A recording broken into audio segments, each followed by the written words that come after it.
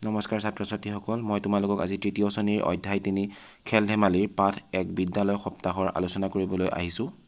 পাঠভিত্তিক ক্ৰিয়াকলাপ প্ৰশ্ন ১ আলোচনা কৰোঁ আৰু লিখোঁ আহা। ক প্ৰাঞ্জলহঁতৰ বিদ্যালয়ত কি চলি আছিল? উত্তৰ প্ৰাঞ্জলহঁতৰ বিদ্যালয়ত বিদ্যালয় সপ্তাহ চলি আছিল। খ কাৰ কাৰ মাজত বেডমিণ্টন প্ৰতিযোগিতা হৈছিল?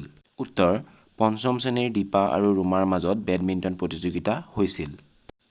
গ সুপ্ৰিয়াই কিয় দবা খেলখন পণ্ড বুলি কৈছিল? উত্তৰ কাঞ্চনে বলটো দলি মাৰি দিওঁতে সুপ্ৰিয়াহঁতে খেলি থকা দবা খেলখনতে পৰিছিলগৈ। সেইকাৰণে সুপ্ৰিয়াই খেলখন পণ্ড বুলি কৈছিল। ঘ কোন কোন শ্ৰেণীয়ে কি খেল প্ৰতিযোগিতাত অংশগ্ৰহণ কৰিছিল? আঁচ টানি মিলোৱা। শ্ৰেণী আৰু খেল প্ৰথম শ্ৰেণী পাৰপানী, দ্বিতীয় শ্ৰেণী ফুটবল, তৃতীয় শ্ৰেণী দবা, চতুৰ্থ শ্ৰেণী ক্ৰিকেট, পঞ্চম শ্ৰেণী বেডমিণ্টন।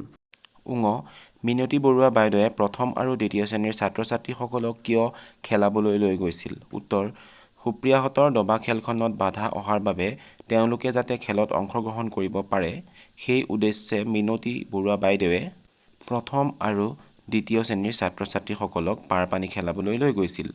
প্ৰথম চ বিদ্যালয় সপ্তাহ কোনে উদ্বোধন কৰিছিল? উত্তৰ বিদ্যালয় সপ্তাহ বিদ্যালয়ৰ পৰিচালনা সমিতিৰ সভাপতিয়ে উদ্বোধন কৰিছিল।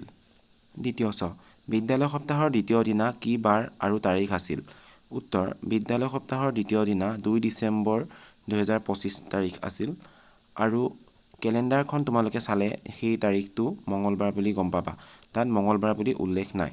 বৰ্গ জ চেত্ৰী ছাৰে কি কৰি আছিল? উত্তৰ গিৰীন চেত্ৰী ছাৰে প্ৰতিযোগিতাত স্থান দখল কৰা ছাত্ৰ ছাত্ৰীসকলৰ তালিকা প্ৰস্তুত কৰি আছিল। প্ৰশ্ন ২ পাঠত থকা জাননীখন চাই তলৰ প্ৰশ্নবোৰৰ উত্তৰ কৰোঁ আহা। জাননীখন কিতাপত আছে, তোমালোকে চাই ল'বা। প্ৰশ্ন ক ক্ৰিকেট খেলত কোন কোন শ্ৰেণীৰ ছাত্ৰ ছাত্ৰীয়ে অংশগ্ৰহণ কৰিব পাৰিব? উত্তৰ তৃতীয় শ্ৰেণীৰ পৰা পঞ্চম শ্ৰেণীলৈকে। খ তৃতীয় শ্ৰেণীৰ ছাত্ৰ ছাত্ৰীয়ে কি কি খেলত অংশগ্ৰহণ কৰিব পাৰিব? উত্তৰ ক্ৰিকেট, বেডমিণ্টন, দবা, পাৰপানী আৰু সংগীত চকী খেলত। গ খ আৰু গ শাখাত থকা শ্ৰেণীকেইটা কি কি? উত্তৰ তৃতীয় শ্ৰেণী, চতুৰ্থ শ্ৰেণী আৰু পঞ্চম শ্ৰেণী। ঘ সকলো শ্ৰেণীৰ ছাত্ৰ ছাত্ৰীয়ে কি কি খেল খেলিব পাৰিব? উত্তৰ পাৰপানী আৰু সংগীত চকী খেল। ভাষা অধ্যয়ন প্ৰশ্ন ৩ ক ডাঙৰ হৰফৰ পদবোৰৰ অৰ্থ অনুমান কৰি আঁচ টানি মিলোৱা। হৰফৰ মানে তোমালোকৰ যোনখিনি বোল্ড কৰি লিখা আছে সেইখিনি মই তোমালোকক বক্স গোল বনাই বনাই সুমুৱাই দেখুৱাইছোঁ। বিদ্যালয় সপ্তাহ হ'ল প্ৰতিভা প্ৰদৰ্শনৰ মঞ্চ। ইয়াত প্ৰতিভা শব্দৰ অৰ্থ দক্ষতা। খেলপথাৰত বেডমিণ্টনৰ একক প্ৰতিযোগিতা চলি আছে। একক শব্দৰ অৰ্থ হৈছে এজনীয়া। আমাৰ খেলখন পণ্ড কৰিলা। পণ্ড শব্দৰ অৰ্থ হৈছে নষ্ট কৰিলা। মিনতী বৰুৱা বাইদেউ বেগাবেগিকৈ ওচৰলৈ আহিল। বেগাবেগিকৈ শব্দৰ অৰ্থ হৈছে খৰকৈ। প্ৰাঞ্জলহঁতৰ বিদ্যালয়খনত আজি উখল মাখল পৰিৱেশ। উখল মাখল শব্দৰ অৰ্থ হৈছে উলহ মালহ। প্ৰশ্ন ৩ খ উদ্বোধন মানে কোনো কাম মুকলি কৰা বা আৰম্ভণি কৰা। উদ্বোধন কৰোঁতাজন হ'ল উদ্বোধক। বিভিন্ন কিতাপ পত্ৰ উন্মোচন কৰোঁতাজনক উন্মোচক বোলে। এতিয়া আমি কৰ লগত খ অংশ মিলাব লাগে। ক অংশত দিয়া আছে আৰু খ অংশৰ লগত মিলাম। শিক্ষাদান কৰোঁতাজন শিক্ষক, পৰিচালনা কৰাজন পৰিচালক, পাঠ কৰোঁতাজন পাঠক, খেতি কৰাজন খেতিয়ক। ইয়াত বেলেগ বেলেগ ৰঙেৰে তোমালোকক মিলাই দেখুওৱা হৈছে। প্ৰশ্ন খ খেলি মেলিকৈ থকা আখৰবোৰ সঠিক ক্ৰমত সজাই শব্দ গঠন কৰোঁ আহা।